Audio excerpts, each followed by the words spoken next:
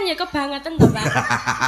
Ya, gampang nek perkara kuwi nek panjenenge Pak Bianto kuwi kanggoku wis gampang tenan kok nek ki panjenengan panjenengane. Nggih, leres sangat. Kaya ta bibit unggul kaya sampean kuwi bisa tumanja, bisa berkembang nggawa jeneng Kediri ya, Nok. Nggih, amin amin pangestunipun panjenengan. Dijaga awakmu ki berarti cara kembang lagi mekar-mekare, cara gedang lagi suluh-suluhe. Ah, ngoten. Iya. Amin amin. Sok kala mangsane nek enek gedang suluh ki codot ki ting kliwer. Iki lho codote. Kok saged, Pak? Lho, kandhane kae lho nek gedange wis suluh codote ting kliwer. Sindenku mbiyen ngono tak kandhani ora percaya. Lah, terus pripun? Tak omongi ibaratnya cara gedang suluh kuwi dibrungkus Nah, nggih. nganggo glangsing ya ta? Nggih. Supaya ben gak diowok-owok codot ya ta? Nggih. Lah sindenku malah ndablek kok. Pripun? Lah brongkose malah dibolongi, codote ben iso mlebu. Lah ya cokot kuwi. Lah ya mula awakmu aja kaya ngono. Nggih, Bapak. Sekolahe tenan. Nggih. Oleh ibaratnya sampean kuwi duweni profesi tapi sekolahnya pendidikannya kudu diutamakan ya, Nak. Nggih, siap. Coba diaturke, Nok. Aku ki coba ning dinding nggon, aku pengen ninggalke rasa tresna. Supaya kebak rasa katresnan ana ning Karang Dinaya kene, coba tembangno ya, Nok. Ninggal katresnan. Ninggal katresnan. Nggih, saderengipun ugi ngaturaken sugeng dalu kagem sedaya masyarakat dusun Karang Dinaya, Bapak Ibu. Iki tangga-tangga nggih melumpuk mriki lho, Pak. Iya. Nggih, alhamdulillah ngaturaken sugeng dalu kagem Ibu Lurah, Ibu Bapak Kasun sedaya, lan Bapak Haji Subianto. Nggih, nggih, Pak. Leres to nggih? Iya, laras. Nggih. Diaturke ya, Nak. Nggih. Miyak sepiring swasana supaya ora adem. Ninggal.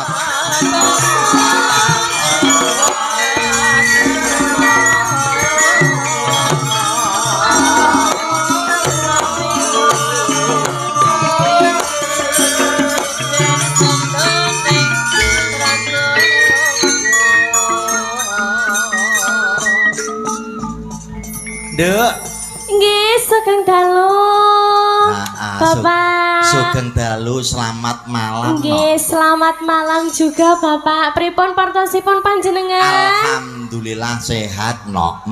Pun dangu mboten kepanggih jenengan. Ketemu terakhir kaya ana Jombang ya, Nok kaya. Nggih, Jombang. Sampean sehat ya, Nok? Alhamdulillah sehat. Panjenengan kados pundi, Bapak? Alhamdulillah berkas waras.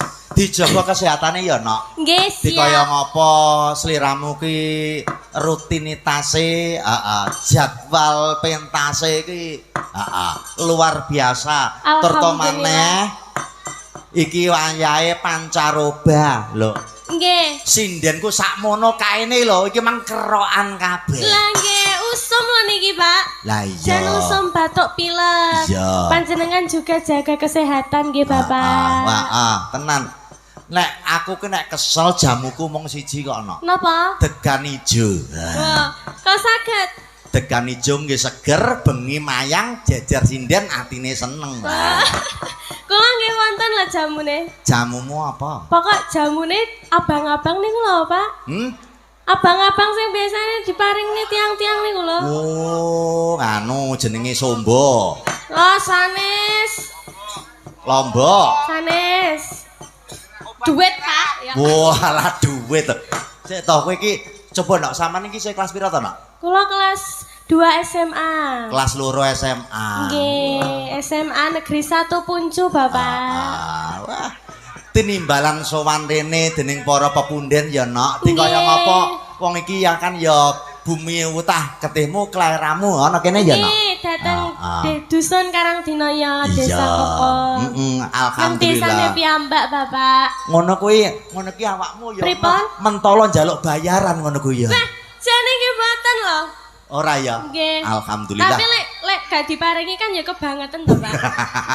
Ya, gampang nek perkara kuwi nek panjenenge Pak Bianto kuwi kanggoku wis gampang tenan kok nek ki panjenengan panjenengane. Nggih, leres sangat. Kaya ta bibit unggul kaya sampean kuwi bisa tumanja, bisa berkembang nggawa jeneng Kediri ya, Nok. Nggih, amin amin pangestunipun panjenengan. Dijaga awakmu ki berarti cara kembang lagi mekar-mekare, cara gedang lagi suluh-suluhe. Ngoten. Iya. Amin amin. Sok kala mangsane nek enek gedang suluh ki codot ki ting kliwer.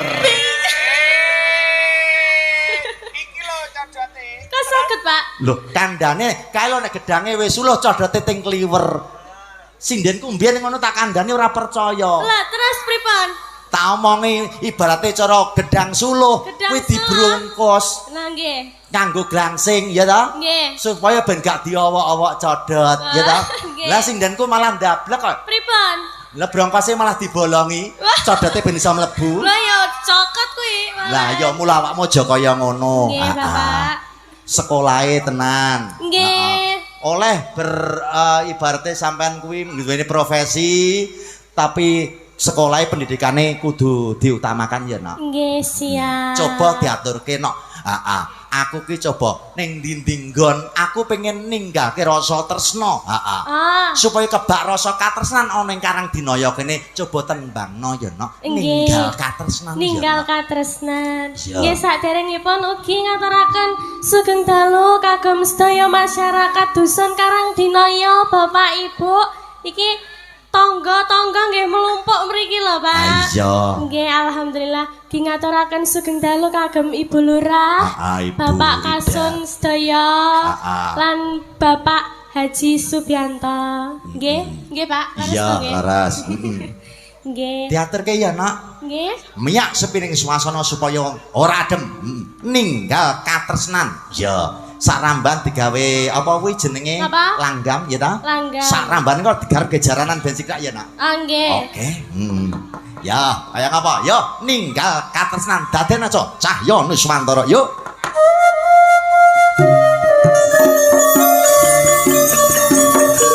Spesial untuk seluruh warga masyarakat Karangdinaya. Matur sembah nuwun Bu Kasun. Matur sembah nuwun Bu Kades. Dari sembah nuwun Bapak Sembah Sukampulo Bapak Subianto.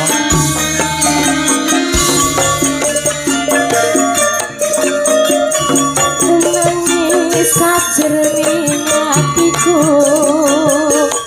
nalika sliramu tinggalku apa sliramu ra krasa aku kudu sambat karo sapa tak suwon rina lan wengi buka kasih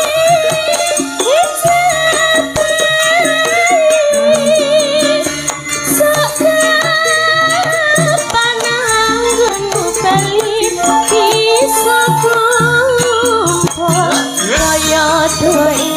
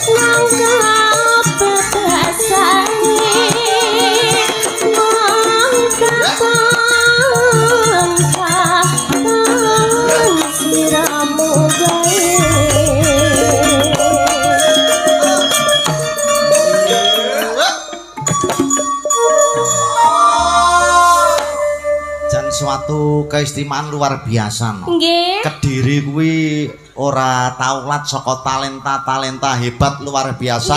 Mligine sinden, heeh, kaya sampean diperdi tenan ya, Nok. Jangan hanya puas sampai di sini, heeh.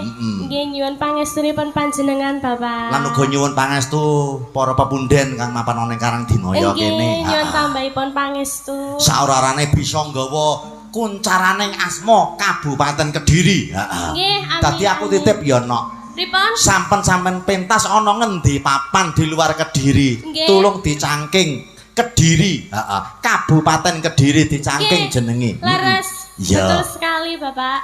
Yen to ana pamflet Lintang Kairo, ngurine terus Kediri, kudu ngono. Nggih, laras. Ya, yuk.